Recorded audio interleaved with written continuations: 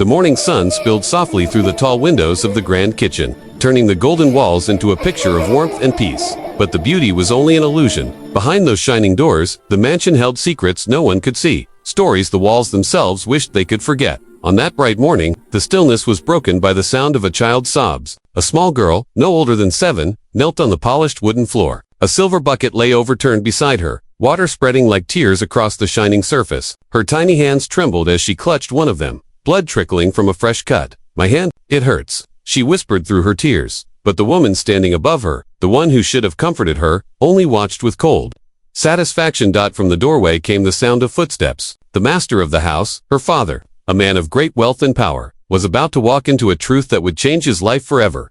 Before that moment, no one would have guessed that the millionaire's little girl, the one who should have had everything, lived like a shadow in her own home. Her mother had passed away years ago, leaving behind a hole that no amount of money could ever fill. And into that void stepped another woman, a stepmother, wrapped in jewels and false smiles. To outsiders, she was grace itself, beautiful, charming, kind. But behind closed doors, her words were sharp and her heart was colder than the marble floors. The little girl's days were filled with chores, scolding, and silence. That morning, while scrubbing the floor, her small hands slipped. The glass she'd been cleaning shattered, cutting her palm. The pain was sharp, but the loneliness that followed hurt even more.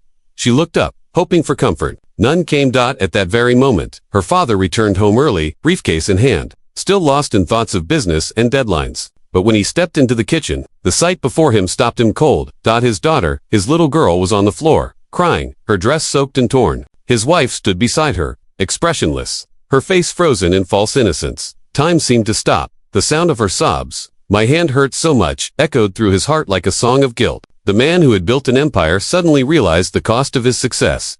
He had been so focused on wealth, so sure that money could protect his daughter, that he'd forgotten the one thing she truly needed: his love. His eyes moved from the blood on her tiny hand to the cold woman standing beside her. The truth hit him like a storm. The woman he had trusted had been breaking his daughter piece by piece. He saw now what he had refused to see for years: the sadness in his child's eyes, the silence at dinner, the way she flinched at sudden sounds. All those signs were there, and he had missed them. The memories of his late wife came rushing back. Her laughter, her warmth, her promise that their daughter would always be surrounded by love. He had failed that promise. For years, the little girl had woken up before dawn to scrub and clean. She endured harsh words and impossible tasks, all while protecting the one who never noticed her pain. Her father, she never complained, because she believed he was doing his best. She didn't want to make him sad. But that morning, fate intervened. When the glass broke, so did the silence. Her cries reached her father's ears, and this time, he heard them not as background noise, but as a plea from his soul. He dropped his briefcase and rushed to her side.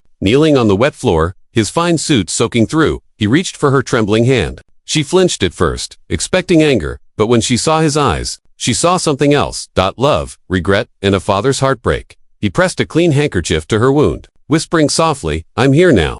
But the wound he tried to heal wasn't just on her hand. It was the years of neglect, the lost laughter, the lonely nights. As he held her close, he made a silent vow that from this day forward, he would never let her cry alone again.